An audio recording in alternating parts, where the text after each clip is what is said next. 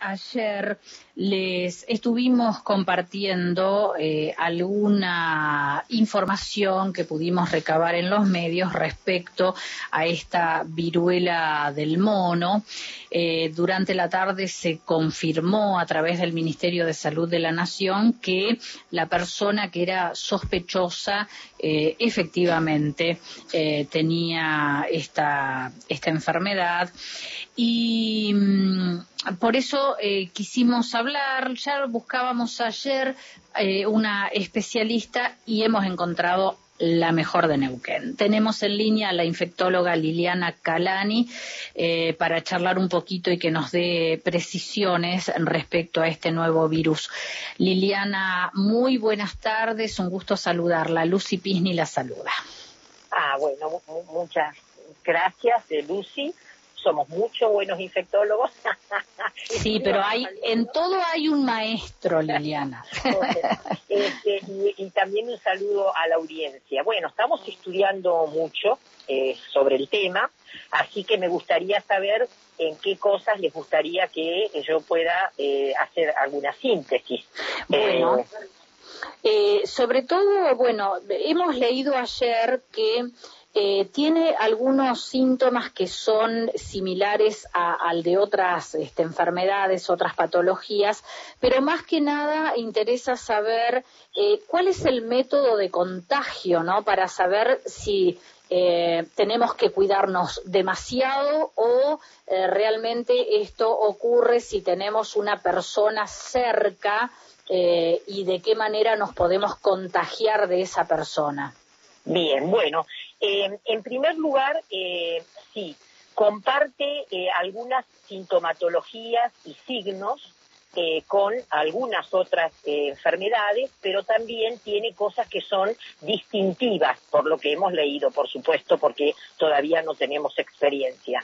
Entonces, esta es una infección que tiene un periodo de incubación que es variable, vamos a decir los extremos, entre 5 días y 21 días de periodo de incubación, aunque mayormente es de 6 a 13 días, ¿no es cierto? Bien. Y una cosa importante que ya la diferencia de algunas otras enfermedades infecciosas es que durante ese periodo de incubación, en donde no hay síntomas ni signos, no hay contagio hacia la otra persona. Bien. Esto lo diferencia de otras, vamos a poner como ejemplo, por ejemplo, otras eruptivas, exantemáticas, eso quiere decir lesiones de la piel, como la varicela o como el sarampión, en donde, por ejemplo, la varicela es la más clásica. Desde 2 días antes de que la persona empiece con el cuadro de lesiones, ya empieza a contagiar sin que nosotros sepamos que esa persona, ni la misma persona sepa que está con... Así que ya ahí tenemos una diferencia. Y es una tranquilidad también. Sí, exactamente. Entonces ahí inicia lo que se llama el síndrome o el cuadro prodrómico. Prodrómico quiere decir que está como, digamos, que ya empieza una sintomatología que estaría caracterizada por fiebre, dolor de cabeza, dolores musculares, sensación de agotamiento, dolor de espalda, ganglios, que eso no es común en varias otras. Por ejemplo, la viruela no lo tenía, ganglios, Nunca es 100% nada en medicina, pero los ganglios se lo remarcan como algo que es de interés. Pueden ser en el cuello, en la axila, en la zona de la ingle o en otras partes del cuerpo. Eso sería lo que se llama el cuadro, digamos, ¿no es cierto?, el inicio, el periodo de inicio o prodrómico, en donde sí ya la persona comienza a contagiar. Después vamos a hablar las formas de contagio haciéndolo muy brevemente. Pasado más o menos 3 días, aparece algo que es lo que se llama el exantema. Cuando hablamos de exantema, las enfermedades exantemáticas febriles, de los niños, de los adultos, estamos hablando de que hay manifestaciones en la piel, que en este caso también puede ser en algunas mucosas, como la de la boca, como los genitales, pero lo más común, por todo lo que nosotros estamos estudiando, leyendo y viendo que aparece, es las lesiones fundamentalmente cara, en miembros superiores y tronco, palmas y plantas, en esas localizaciones aparentemente estarían un 75% de las manifestaciones cutáneas, obviamente también otra forma, ¿no es cierto?, de contagio que luego vamos a como sintetizar. Ajá. Y esas lesiones van pasando por diferentes estadios, que esto ocurre, por ejemplo, en la varicela. Vamos a compararla porque entonces, que se llama mácula, después la pápula, la vesícula, la pústula, la costra, y esto puede llevar algunas semanas, 2, 3, 4 semanas, y en general luego, cuando ya las costras, digamos, se resuelven y la piel vuelve a la normalidad, entonces allí podemos decir que tras haber iniciado, desde que inició todo el cuadro, más o menos alrededor de 3 semanas, ya la persona no contagia. O sea que tiene que quedar la piel, digamos, sin costra o en un periodo de costras que se están resolviendo para no contagiar. Esto entonces sería más o menos lo que usted, Lucy, me pregunta, que sería más o menos en general lo que es la parte de la sintomatología. Sí. En relación a las formas de contagio, va a depender. ¿Por qué? Porque si es una enfermedad zoonótica, que no es el caso ahora, o sea, ¿cómo comienza? Bueno, en el año 58 se describe en el África en animales, en monos. En el 70 por primera vez en un humano. Y después han habido casos en humanos, pero que se contagiaron de animales, de roedores. La característica importante de esto que estamos viendo en estos países, en varios países de Europa, en Estados Unidos, en Canadá, ahora en Argentina, en Australia, en Israel, ¿qué es? Son contagios interhumanos. Ahora ya es entre humanos, ya no es de un animal, es entre humanos, y que no han tenido, en muchos de estos, la mayoría de estos casos, ningún, lo que uno llama nexo epidémico, o sea, que no ha ido a ningún lugar del África, que no ha tenido contacto con ningún animal enfermo, sino que es meramente interhumano. Es muy interesante ir viendo, bueno, cómo en mayo van describiendo, bueno, en Gran Bretaña primero aparece alguien que venía de Nigeria, pero después aparece una familia que no tuvo ninguna relación y hay 3 componentes, después aparece otro que son 4 en un mismo set. ¿Y cómo se contagiaría? Bueno, se contagiaría fundamentalmente por las gotitas respiratorias, que ustedes saben que pueden ingresar por, digamos, ¿no es cierto?, la vía respiratoria, por las mucosas de los ojos, de la boca, lo aprendimos con el coronavirus, ¿se acuerdan? Claro. O sea, esa es una vía. La otra, muy importante, es por contacto con lesiones, con contactos con lesiones que el paciente tiene o en la piel, como que comentábamos, las vesículas, o que lo pueden tener en zonas genitales, entonces ese virus puede ingresar, ¿no es cierto?, a través de tener contacto. Mi piel, que puede no estar del todo sana, tocarme después una mucosa, entonces por contacto, y menos frecuentemente, sería la tercera forma, por contacto con fomites, o sea que puede ser lo respiratorio, entonces, las gotitas, pueden ser por fluidos, estos líquidos de las vesículas u otros fluidos de la persona enferma, o fomite le llamamos a todo lo que es, por ejemplo, se menciona mucho ropa de cama que pueda estar contaminada con alguno de estos fluidos y que inadvertidamente alguien, ¿no es cierto?, no utiliza los guantes ni el método adecuado y está manipulando esto en un enfermo o compartió una cama. Serían las 3 formas de contagio interhumano más descritas. No sé si fui clara, pero totalmente. De un paciente con sintomatología ya, o signos. Esta es la diferencia con otros. Bien.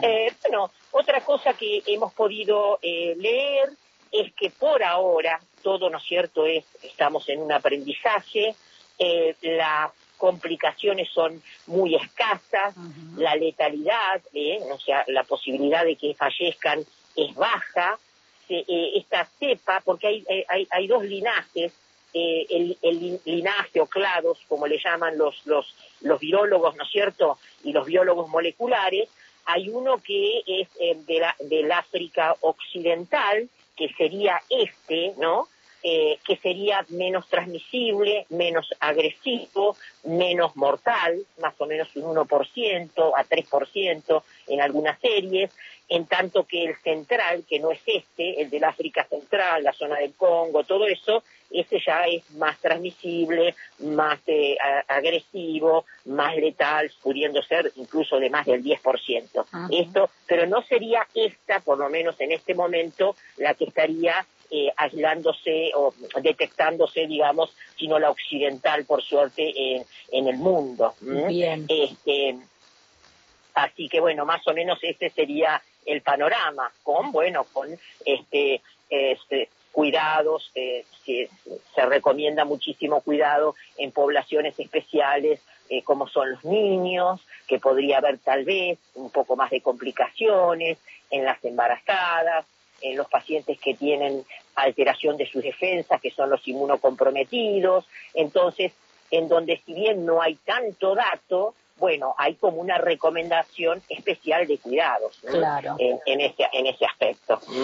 Liliana, ¿hay alguna posibilidad de confundir esta enfermedad con otras? Por ejemplo, sabemos que en la pandemia hubo muchos problemas en la piel, y hubo personas que se brotaron completas con este tipo de erupciones muy similares al de la viruela, y les diagnosticaron, por ejemplo, un tipo de sarna humana. Después están los chicos, ¿no? Creo que más que nada afecta a los chicos esto que se llama el virus de boca, pies y mano. ¿Hay posibilidad entonces de confundir una viruela con otras? Sí, es una muy buena pregunta. En realidad, si uno se remite al coronavirus, el primer atlas que salió y lo conservamos perfecto, le digo, Lucy, tiene casi 300 páginas, con diferentes formas de presentación de, digamos, lesiones cutáneas. O sea, las lesiones cutáneas tienen, de acuerdo a la forma de aparición, si son planas, si son para más nódulos, o sea, muy diferentes, y se describieron de entrada como una forma de presentación inicial, o hemos tenido muchos pacientes que la tuvieron post-COVID, o sea, como el long COVID. Sería raro que se vaya a confundir con eso.